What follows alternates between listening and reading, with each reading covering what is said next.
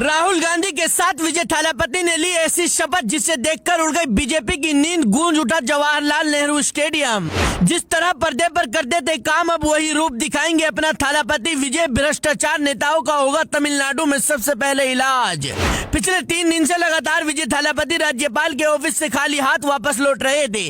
कभी सीटें कम पड़ जाती थी तो कभी समर्थन का आंकड़ा पूरा नहीं हो पा रहा था, लेकिन आखिरकार विजय थालापति को समर्थन मिल ही गया और 10 मई का दिन तमिलनाडु के इतिहास में हमेशा के लिए दर्ज हो गया।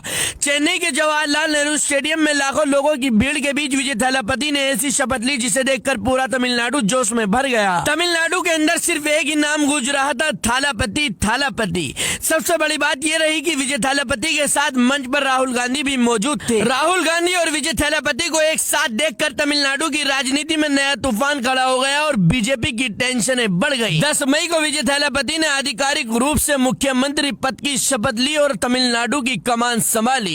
लेकिन सबसे ज्यादा चर्चा उनकी शपथ नहीं बल्कि उनके भाषण की हो रही है।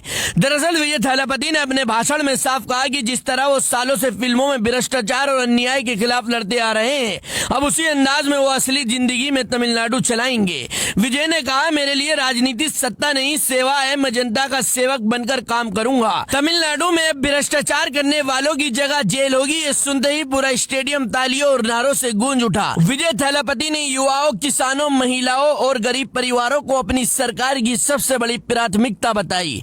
उन्होंने कहा कि तमिलनाडु में शिक्षा और रोजगार पर सबसे ज्यादा काम होगा। विजय ने साफ ऐलान किया कि उनकी सरकार में धर्म, जाति और भाषा के नाम पर किसी के साथ भेदभाव नहीं होगा। हर धर्म और हर वर्ग के लोगों को बराबर सम्मान दिया जाएगा। इसके बाद विजय थालापति ने अपने समर्थकों और गठबंधन दलों को धन्यवाद किया और कहा कि जनता ने बदलाव के लिए वोट दिया है और अब तमिलनाडु में नई राजनीति देखने को मिलेगी। विजय थालापति के साथ खड़े राहुल गांधी ने भी तमिलनाडु की जनता को एक नई उम्मीद दे दी है। राहुल गांधी ने कहा है कि जो वादे विजय थालापति ने अपने किए थे वो हर हाल में विजय थालापति पूरा करेंगे और आने वाले लोकसभा इलेक्शन में विजय थालापति के साथ मिलकर राहुल गांधी इलेक्शन लड़ेंगे। अब तमिलनाडु की जनता की नजर सिर्फ एक बात पर है कि क्या विजय थालापति सच में वैसे ही मुख्यमंत्री बन पाएंगे जैसे वो फिल्मों में जनता के लिए लड़ते हुए दिखाई देते थे।